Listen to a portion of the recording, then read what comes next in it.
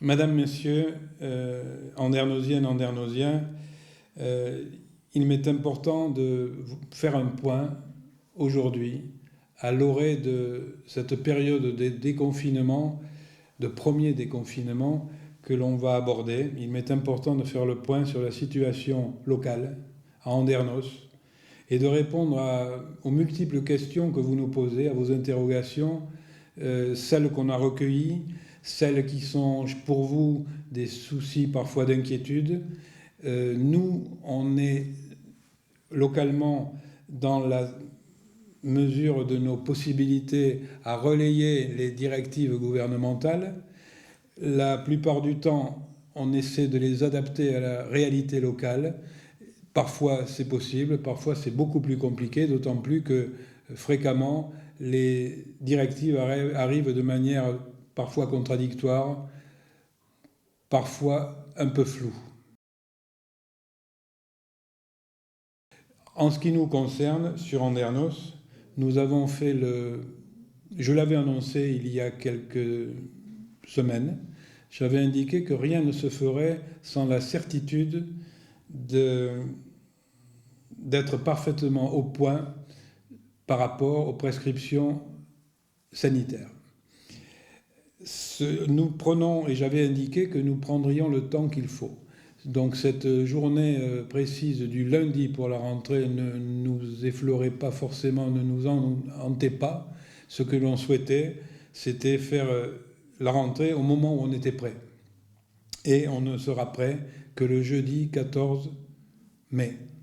Ce sera la rentrée pour les grandes sections de maternelle, pour les CP et pour les CM2, dans un contexte contingenté, avec des horaires aménagés, avec des gestes barrières absolument maîtrisés, espérons-le, avec un encadrement enseignant, agents des services municipaux, avec toute cette volonté de faire marcher les choses au mieux autour des enfants, en sachant que de nombreuses réunions se sont tenues, parents, enseignants, agents, pour que, inspection académique, pour que les choses puissent s'envisager de manière non seulement correcte, mais en tout cas impeccable au point de vue sanitaire, autant au niveau des classes que de la restauration, que de également l'accueil périscolaire qui sera également ouvert simultanément. Les masques. C'est un sujet dont on sait qu'il vous préoccupe dans la mesure où on a reçu beaucoup d'appels téléphoniques à ce sujet. Quand est-ce qu'on pourrait être fourni en masques? Alors il faut d'abord savoir que des masques, tout le monde est au courant de la pénurie qui était celle de la France au début du coronavirus. Et il se trouve que partout, sous toutes les latitudes de notre hexagone, les gens se sont organisés pour pallier au plus pressé. Nous avons déjà, sachez-le, nous avons déjà confectionné puis fourni 4000 masques artisanaux, faits selon un modèle, un tuteur labellisé AFNOR, conforme aux règles de sécurité. Et nous avons distribué ces masques faits par des couturières et par des bénévoles. Nous les avons distribués aux personnes les plus vulnérables, les plus fragiles. Voilà quelle a été notre préoccupation par l'intermédiaire du CCAS. Et puis, les maires de la Cauban ont décidé de s'équiper et d'équiper leur commune de masques supplémentaires. Et je sais depuis aujourd'hui qu'ils sont arrivés à destination et que cette distribution de masques se fera ce week-end, c'est-à-dire samedi 9, dimanche 10, et que chaque Andernosien sera pourvu d'un masque lavable, largement lavable, je crois que c'est 200 fois, et qui sera mis gratuitement à disposition de chacune et de chacun. Les animations, les événements de cet été. Vous avez entendu le Premier ministre, il a indiqué que toute manifestation, tout événement susceptible d'amener sur un lieu en une fois des nombres équivalents à 5000 personnes serait interdit. Donc on peut imaginer, on sait déjà, que tout de toute façon est annulé à la fin juillet, en Andernos comme ailleurs. Hein. Et donc le festival de jazz, qui est notre événement phare du mois de juillet, sera annulé. Le feu d'artifice sera évidemment ne sera pas tiré. La fête de l'huître sera annulée, etc. Et pour le mois d'août, laissons un peu les choses évoluer, voyons ce que ce virus va devenir, et puis peut-être attendons-nous à faire un point nouveau dans quelques temps. Mais pour l'instant, l'animation de la ville prend quelques coups par rapport aux années précédentes. Au niveau de l'animation culturelle, mais l'animation culturelle permanente, là aussi, vous l'avez remarqué, la Dolce Vita, fraîchement sortie de terre, est fermée. Autant le théâtre que le cinéma. Il ne faut pas s'attendre pour l'instant à une ouverture, ni l'envisager à très court terme. Nous verrons l'évolution des choses.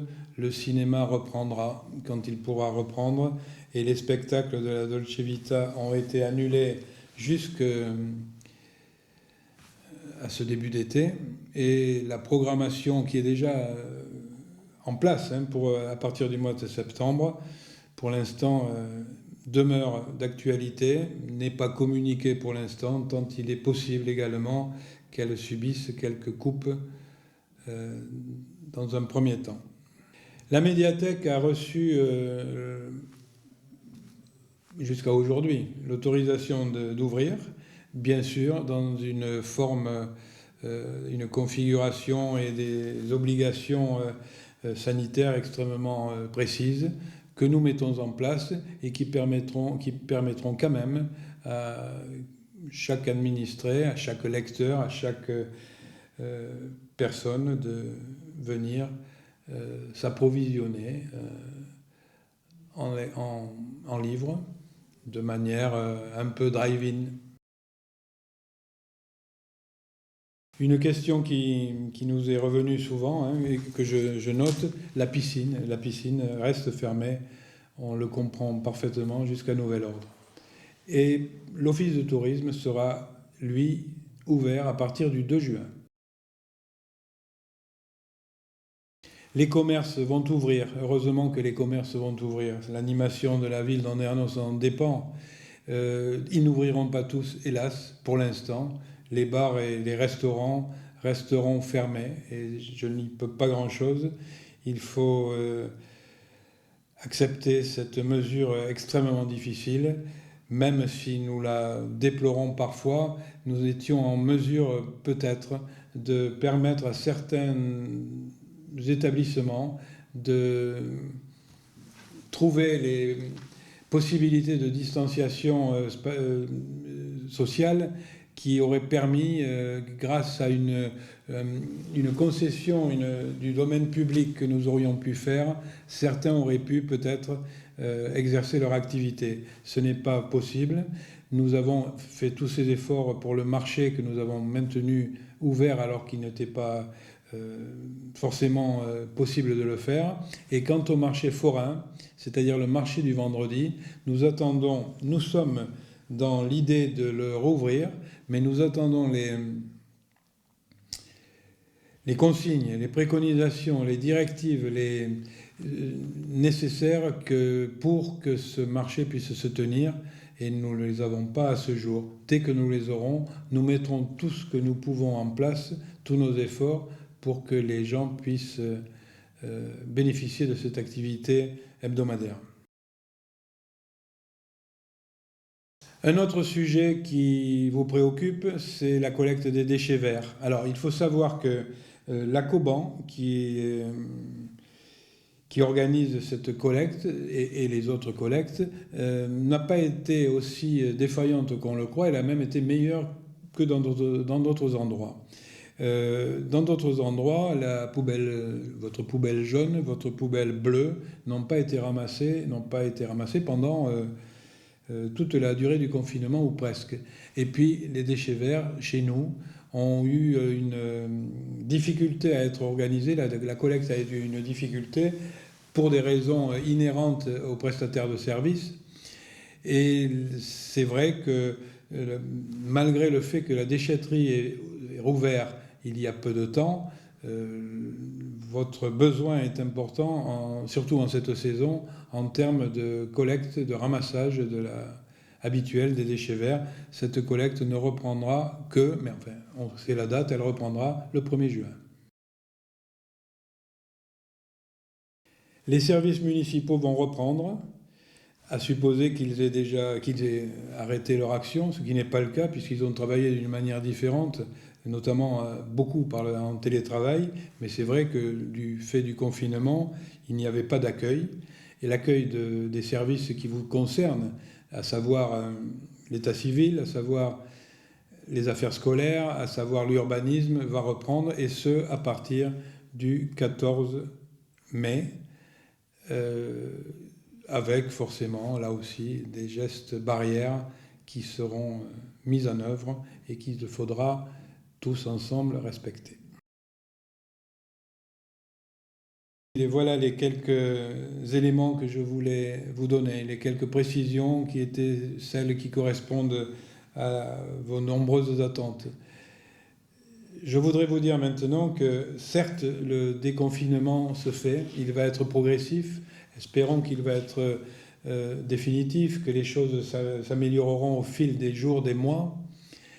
Néanmoins, il faut que, de toute évidence, nous gardions ensemble, et c'est la seule façon de s'en sortir, l'idée de faire l'effort, d'être prudent, de continuer à respecter ce qui nous est étranger pour l'instant, ces gestes barrières, ces distanciations sociales, vous imaginez le mot, qui seront malgré tout les garants de notre liberté que nous retrouverons de toute façon, à condition que nous fassions les choses ensemble, que nous soyons prudents, pour nous comme pour les autres, et que vous pouvez être sûr que la municipalité sera toujours à vos côtés dans cette nouvelle phase.